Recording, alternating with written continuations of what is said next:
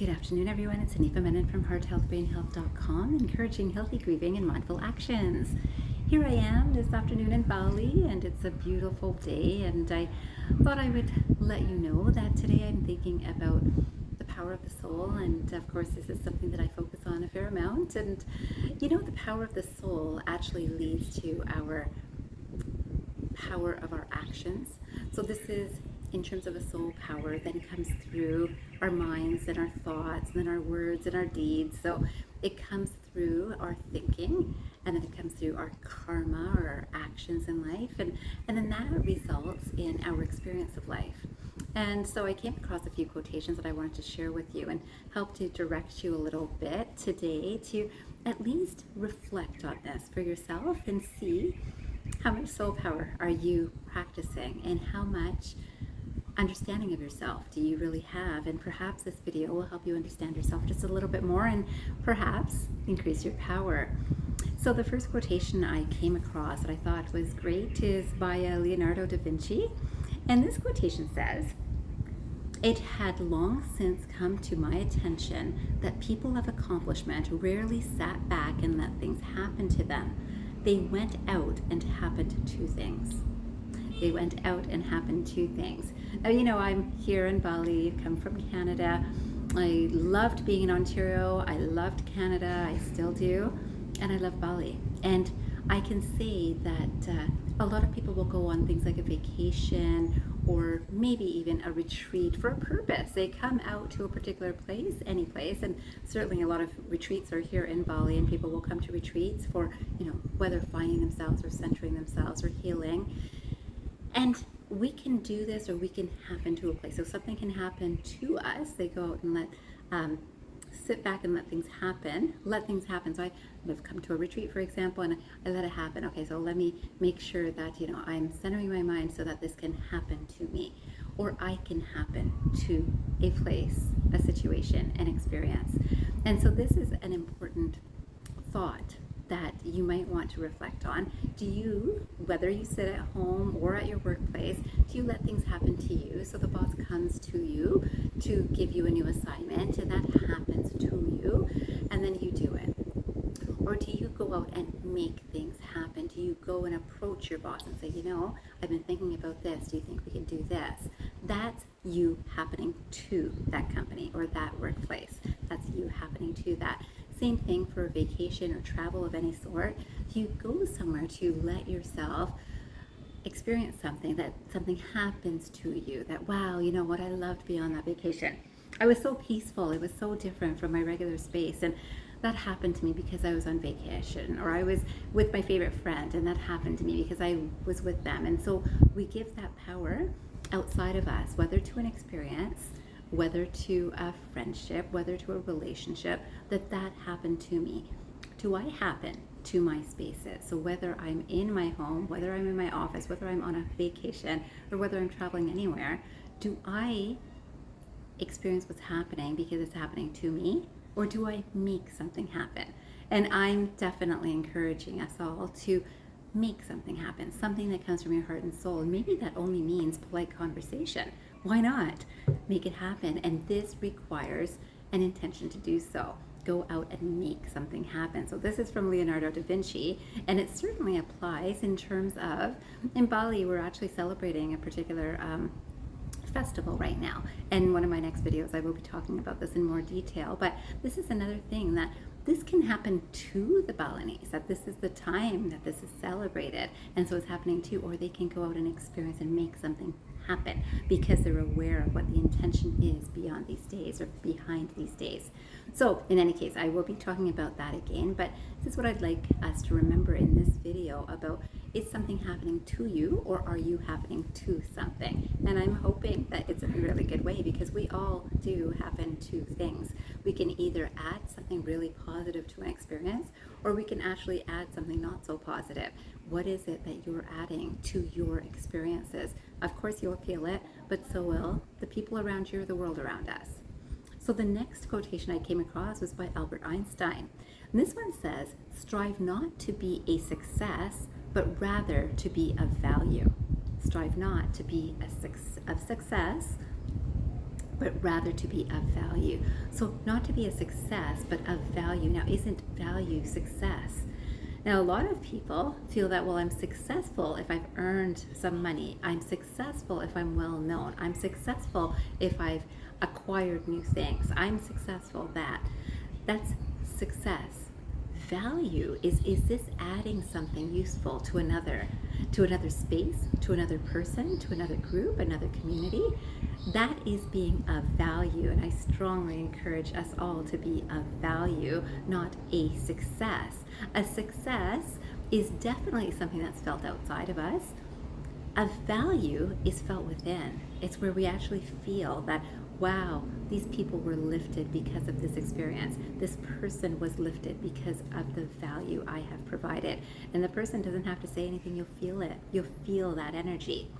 And then finally, I wanted one more quotation before I actually give you a little example for you to be able to assess yourself to see how you are contributing to your experiences or the people around you too. This quotation is, the foreshadowing of the example I'm going to be sharing with you. It says, the only person you are destined to become is the person you decide to be. The only person you are destined to become is the person you decide to be. Now, being is just here and now. It's not when I get to that spot, that's what I'll become. That's a farther in time sort of thought.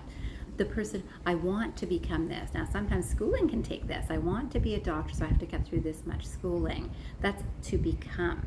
But the person you decide to be is here and now.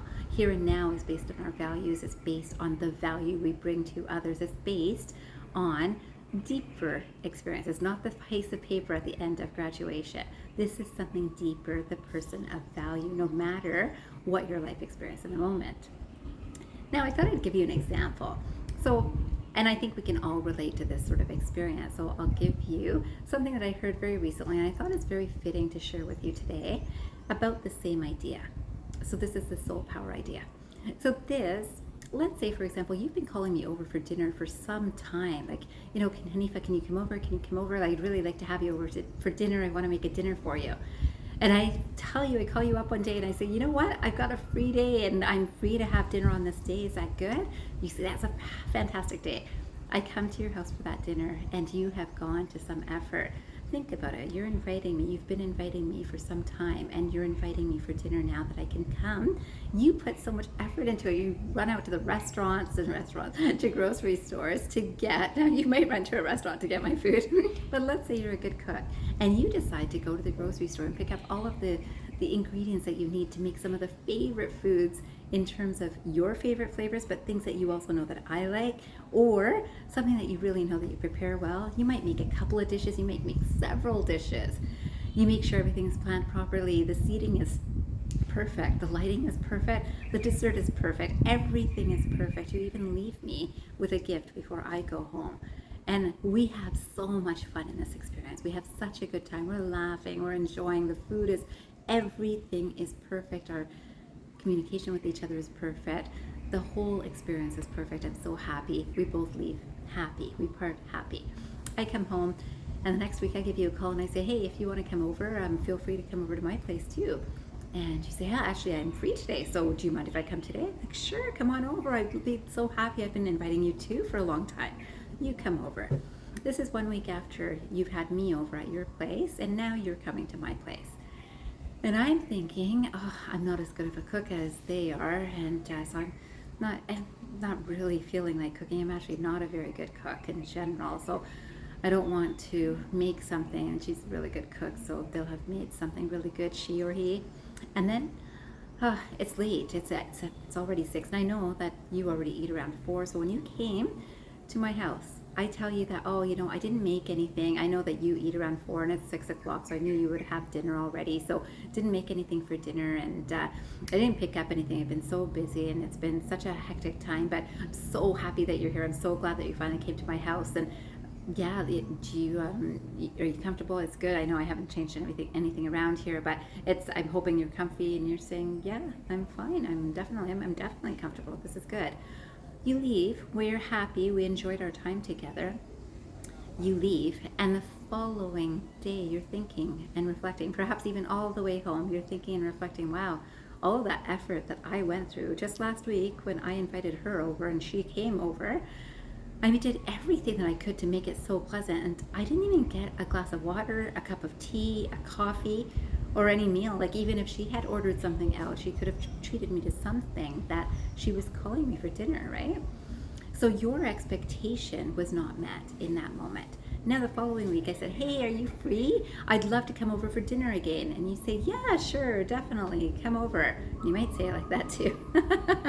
Yeah, sure. So I come over. Does it change how you are preparing a plan for me and my visit this time? Does it change slightly? Do you make like one less dish? Are you less accommodating in terms of the comfort of the space? Do you not think of giving me something as I leave? Because now you've felt an experience of me, and isn't there just a little bit of comparison of, boy, I can't believe I did all of that work, and when I went to her house, I didn't get anything. This is for us to learn about ourselves, and it's not only dinners or get-togethers and coming over. If we notice that we are the best of ourselves when we're doing something, and then we do something. Now, I would say in this situation, I could even ask you that, well, did you cook me a meal for me to cook you a meal? And you'd say, no, you know I like cooking. I was happy. I was so happy that you came. I'm really glad. And yet, there's a little bit of difference, isn't there? There's a little bit of unmet expectation in that situation. So the next time I see you, it might be in the way that you speak to me. It might be in your mannerism. It might be the way you arrange your space. And like I said, this doesn't happen just in terms of come over or have a dinner. It could happen in terms of every time I call you for help, you are so giving and so generous. You drop everything to talk with me.